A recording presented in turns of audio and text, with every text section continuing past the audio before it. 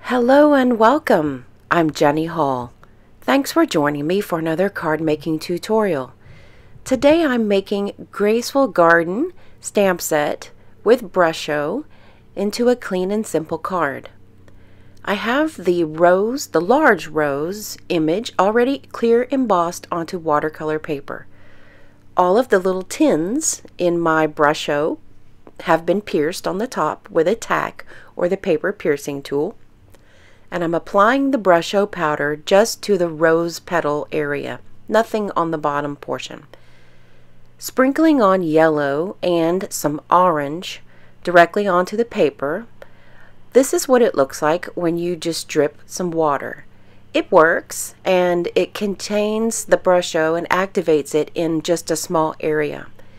However, using the Stampin' Spritzer will mist out all of the water into obviously a much larger area, but also when the force of the water impacts the paper, it spreads that Brusho powder around. So beware to make sure that you protect your work surface. So I do like the results that I'm getting from this time around. You will remember that I talked about Brusho before and didn't have the greatest results with the dinosaur card, but that's okay. That's why we have more paper and we just go at it again.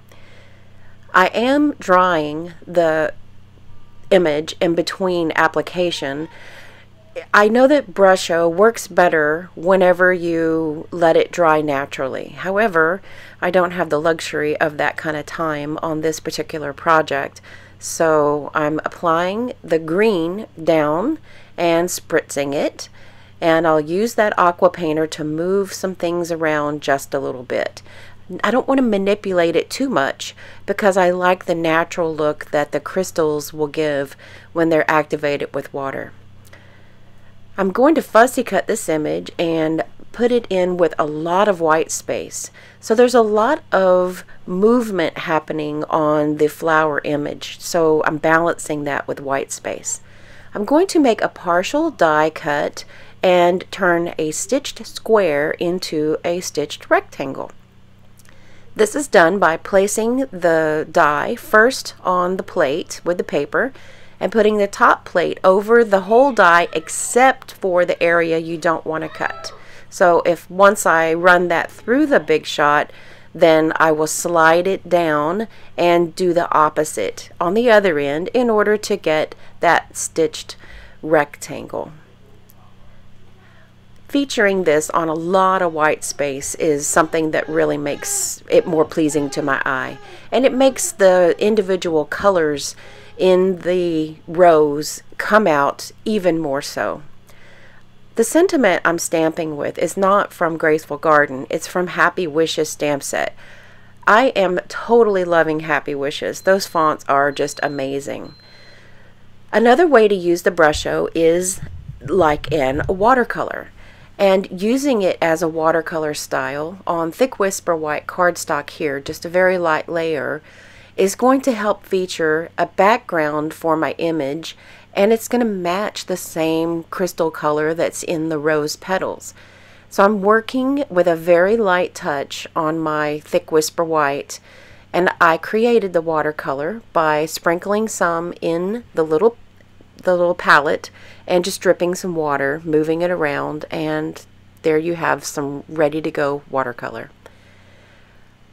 To balance this off and get a really nice firm feel, I'm using the foam adhesive strips. I'm using them more nowadays in my projects, so I'm not really sure why, but I think the stability that the foam strips offer is much more than what I can get from Stampin' Dimensionals. And those are available in my online store. So if you visit the video description or go to my blog at jennystampsup.com, all of these products are available today in my online store. I'm adding a few accents with iridescent sequins. Then they seem to be almost the same color as the Brusho once the yellow and the orange is mixed. Isn't that cool how that works out that way?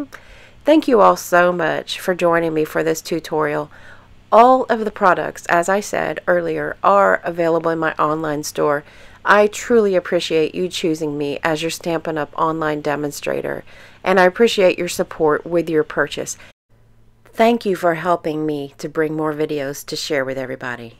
And thanks for joining me today. I'll see you next time. Thanks for watching the video. See you next time.